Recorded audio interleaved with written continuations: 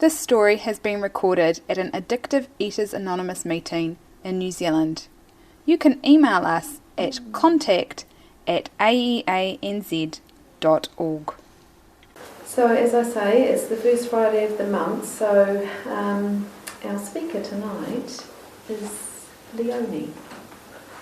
My name is Leonie and I am an addictive eater. Hi Leonie. It's nice to have a new person at the meeting that I can share a bit of my story with. I came into this fellowship many, many years ago. I think I really came to have a look, and because I had this secret problem with my eating and a secret life that went on in my head that I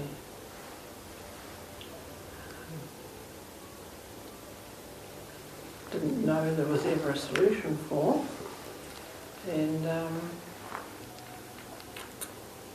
I investigated a lot of different paths prior to getting here. So when I came here, it was just another thing to try. I'll tell you a little bit about what brought me here. When I was very young, I was hiding what I did with food from my family, particularly my mother, and did a lot of sneaky eating, which made me feel guilty, but I still did it.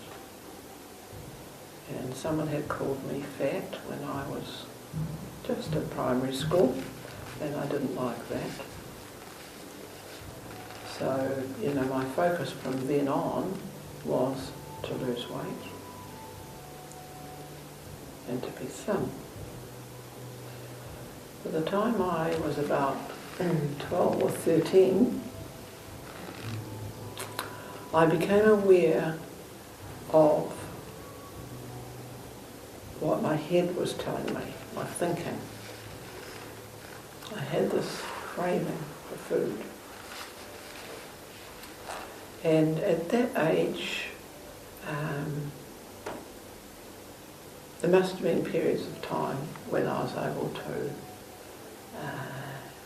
shall we say, beat that craving. Because I did well at school and I did well at sport, and continued to play sport, right through my life.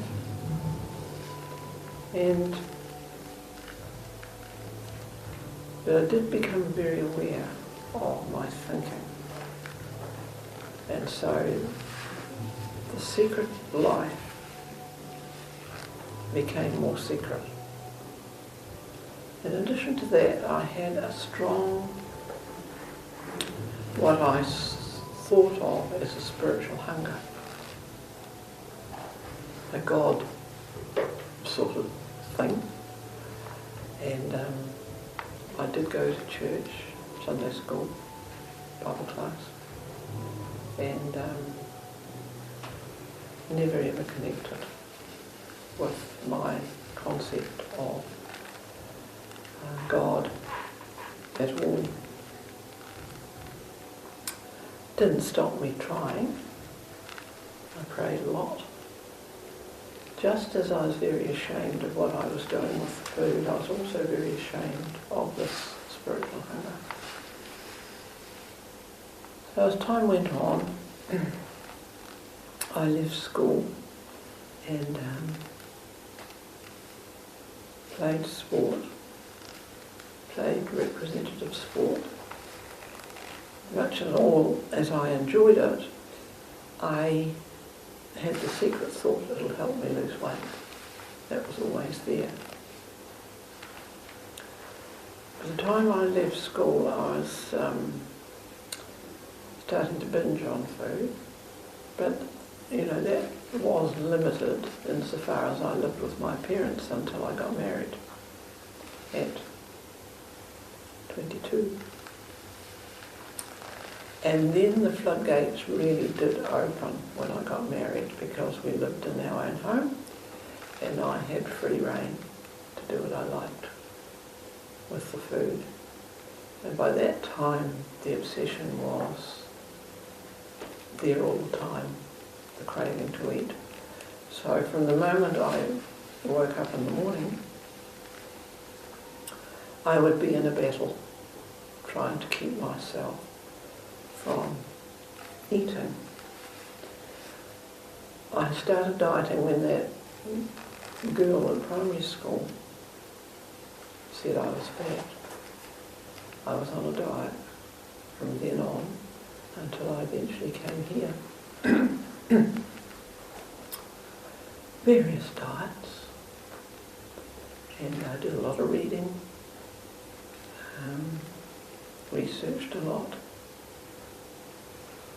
and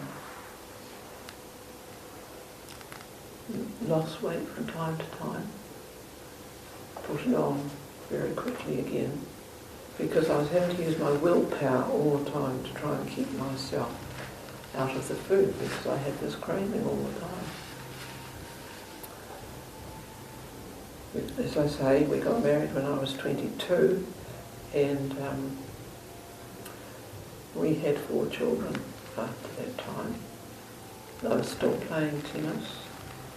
Eventually I changed over to playing squash when we had 3 children. Tennis started to get a little bit difficult to play with younger children. And but always battling with that craving and that obsession. It affected every area in my life, because if I was having what I called a bad day, I would be so angry at myself because I was weak and hadn't been able to stick to the current diet. I'd take it out on my children or my husband. I was in a bad mood a lot of the time. I didn't hit my children, but I slayed them with my tongue. And if I was having a good day, they were very fortunate, because I wasn't cruel to them in the way I had been. But they weren't. Those sort of days didn't happen that often. One of the things I tried was, well, of course, the exercise. It was easier for me not to eat at all than to try and stick to a diet. But I always knew, for many, many years, as long as I could stick to the diet for that day, get to bed at night without going off the diet. It didn't need to be anything very much, it just needed to be a bite of a carrot. If I had the bite of the carrot, it felt to me in my head as though the light switch went down and I had to eat. And for me, eating was very, very, very large binges, enormous amounts of food. And I would convince myself that this was the last time I was ever going to have a binge. And I'd go and buy all the junk food and the cream and the cream cakes, and I'd eat the baking that I'd done that was in the cake tins. And then I'd feel very ill because I ate enormous amounts of food during that particular day. And then I'd have to sleep it off, and I knew I was getting drunk on food. I'd have to sleep it off. And then I'd wake up in the next morning feeling basically a rat shit. honestly. That's what it felt like to me. And I'd have to try again. Wouldn't be able to eat until after lunch, anything, because I would feel so physically sick. Used to try and vomit, but it never worked for me. Just couldn't do it. So the weight went on.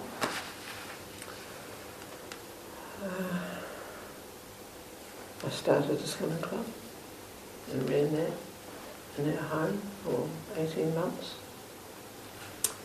I eventually joined Weight Watchers. Just got to be thin, got to be thin.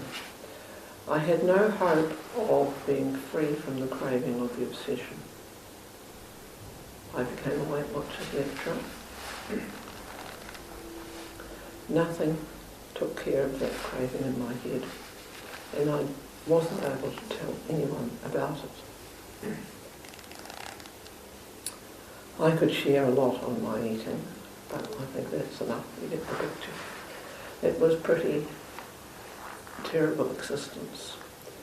I'd wake up in the mornings, particularly the last few years before I came here, hopelessness and despair was what I felt. And I used to pray, I prayed to God to get me thin, and he never got me thin.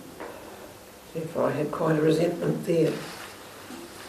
So I came to my first meeting here, with some sort of hope, but not any hope that there was a solution. I didn't know what the problem was really, apart from what I thought, which was that God had made a mistake when he made me. Poor me. Couldn't understand why. I was the only person in the world, I thought, that thought how I thought and ate as I ate. And at that very first meeting, which was the Wednesday night meeting, there were not as many people as us, but there were a few people there.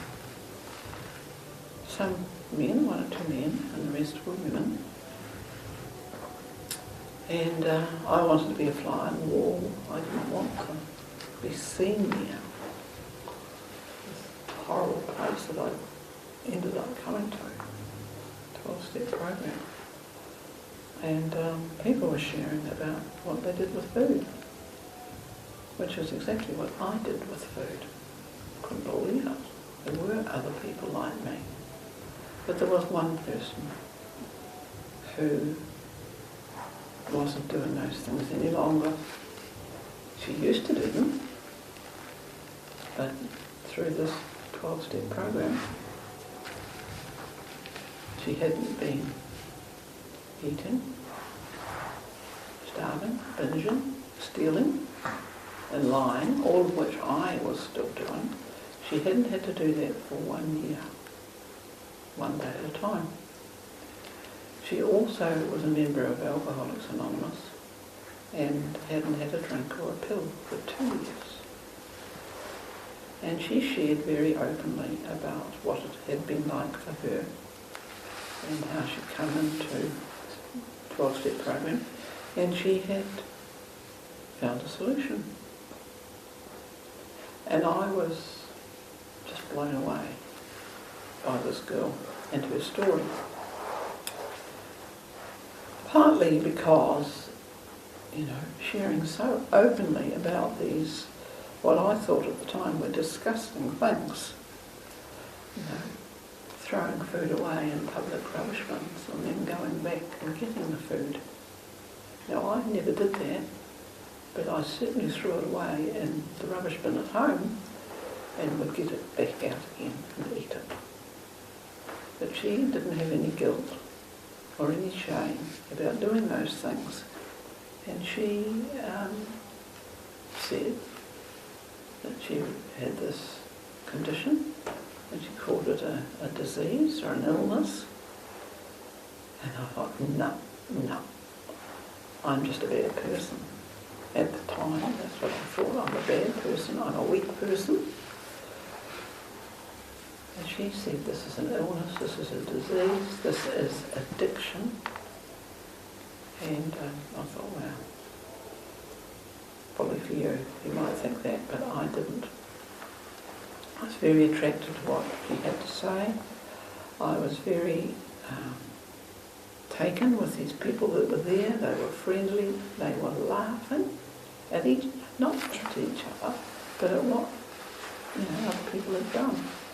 But they nodded at the same time. They laughed and they nodded because, they had done these things as well. So I bought the literature that was available and took it home and gave it to my husband, who didn't know about my struggles. And I told him he had to read it. Because, of course, I read it all before I gave it to him. And the next night I rang up the school and I asked her to help me. And I says, tell me what to do. And that was the beginning. That was the beginning of a new life. She told me about what she did. She told me how she had to give up the food and stop taking pills and stop, drinking alcohol. Because addiction swaps from one thing to another. And I got that. Much and all, I'm listening to her on the end of the phone and she's telling me these things and I'm dying inside. I thought, yeah, I get that. If I want to get well, I've got to give all these things up.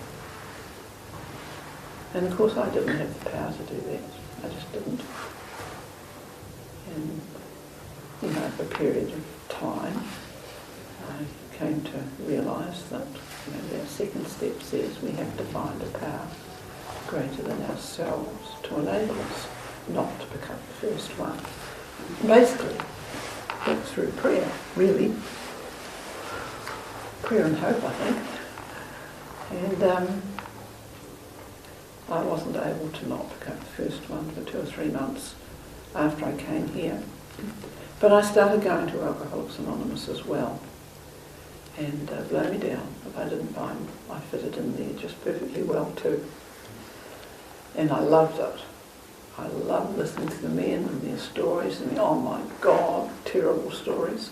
But I totally identified with them about how they thought, how they felt, fear, the resentments. I totally identified. But many of these people were getting well. They weren't doing those things any longer. And I really, really, really was desperate for it. And 2 or 3 months went by and I was still in the food. And I'd say to my sponsor, this girl, what am I doing wrong? What am I doing wrong? Because I was doing everything that she did and everything that was suggested. And she would say to me, Leonie, you're not doing anything wrong, just keep doing what you're doing. It's a gift. Well, I'm in the food and she's telling me that this is a gift. And that doesn't mean a thing to me at that stage. And yet, how do I get up? What do I have to do? Give me these things to do and I'll get 10 out of 10 doing them and then I'll get it. But it doesn't work like that. But I didn't understand that. I decided I had to do that moral inventory that it says in step 4. Because the book that we read from says if you don't clear away the wreckage of the past and get all these secrets out and share them with another human being and your higher power, you may never stop eating, drinking, drugging and stay stopped. It was the staying stopped that I wanted. I wanted to stay stopped. So I thought, well, I've got to do this inventory and I can't possibly do it because I've got secrets that I need to take with me to the grave. I'm never telling another human being. I thought, well, God knows about it. That's okay. But no, I'm not another person. But you know, it was basically I had my arm up my back. I desperately wanted what was here, and I couldn't get it of my own power. So I thought, well, I could do this thing. So I chose the hardest person I could find in my mind to do it with, because I thought that's what I had to do, and made a time to come and share all my past with this man, minister of the church. And I did tell my husband that I was going to do this. Probably mumbled that I had to go and talk to him. I wouldn't have been able to be honest. And the day came when I had to do that. I'm still eating, or maybe 2 or 3 days of not eating. And I didn't have the courage to do it, and I prayed. In fact, I got down on my knees, I prayed, and said, you know, God, whatever you are, whoever you are, who I never connected with, just an idea in my head, concept. Please give me whatever it takes to do this thing. And so I went and spent several hours. In fact, I went more than once, in my recollection, and shared all this stuff.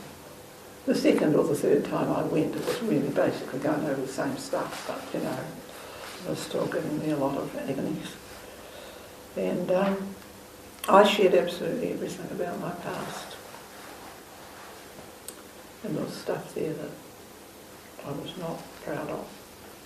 There was sexual abuse. There was all the eating, all the lying, the resentments. Not mainly resentments. And then, of course, the eating and the other. And it was very, very painful. Very painful. And I know I left there that first day and I had my big book with me and my lunch with me. And I went to Riccarton Bush and sat there, had my lunch. And I was in this emotional pain, which stayed with me for 2 or 3 days. And it actually started leaving me when I was sitting in a meeting. I could feel it leaving. But in those 3 days, I did not have to pick up the first one. And I haven't had to pick up the first one since that day. And that's 2 decades ago now. And I went out and made those amends, as it says in step 8 and 9. Because I knew I had to do it, and that wasn't easy. Step 6 and 7, I complicated those in my head for a number of years. It actually says you ask God to remove your defects of character and then let him get on with it. And that was just too simple for me. But that's what I do today. Which brings me to steps 10, 11 and 12. So those first 9 steps, to my mind, are about admitting I was powerless,